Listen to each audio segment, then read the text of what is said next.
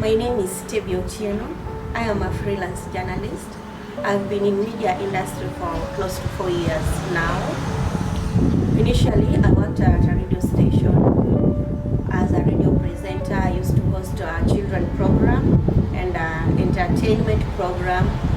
My children program was on Saturday morning for 4 hours.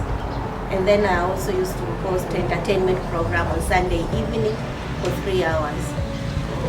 I was also hosting breakfast show that was on weekdays from 5 a.m. to 10 a.m. I was also a news anchor, doing main bulletins both in Kiswahili and English. Right now what I'm doing, I'm majoring in writing. I write for different publications, and I'm also an investigative journalist. Especially my interest is in transparency and accountability, dealing with the public funds. Journalists for Human Rights gave me story grant. First, when I received that congratulatory message, I felt very happy. I was motivated. And then the second thing, being able to be paired by a mentor, that was a plus. The mentorship that you gave me, him being able to have all this information, the data, and challenging me, the kind of sources I needed to interview in my story, the kind of questions I needed to ask, how to prepare myself before I could meet my source. That was a plus, and I think that was the most inspiring and the most overwhelming part of my interaction with Journalists for Human Rights. My mentor was really good. First, getting to get this source was because of the grant. I traveled outside Nairobi to Thika town, where I met my first source.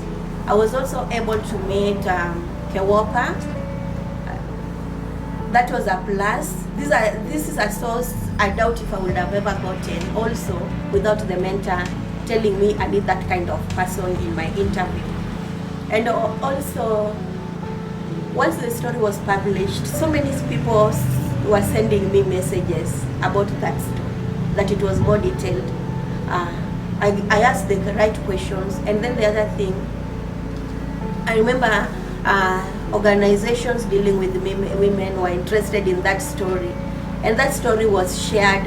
It was also published by different publishers. One was Talk Africa magazine and the Insider South Sudan magazine.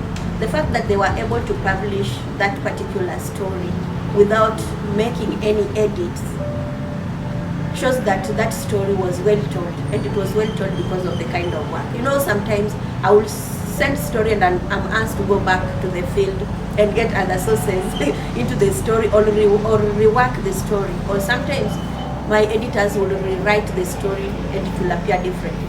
But this particular story, nothing was done to make changes.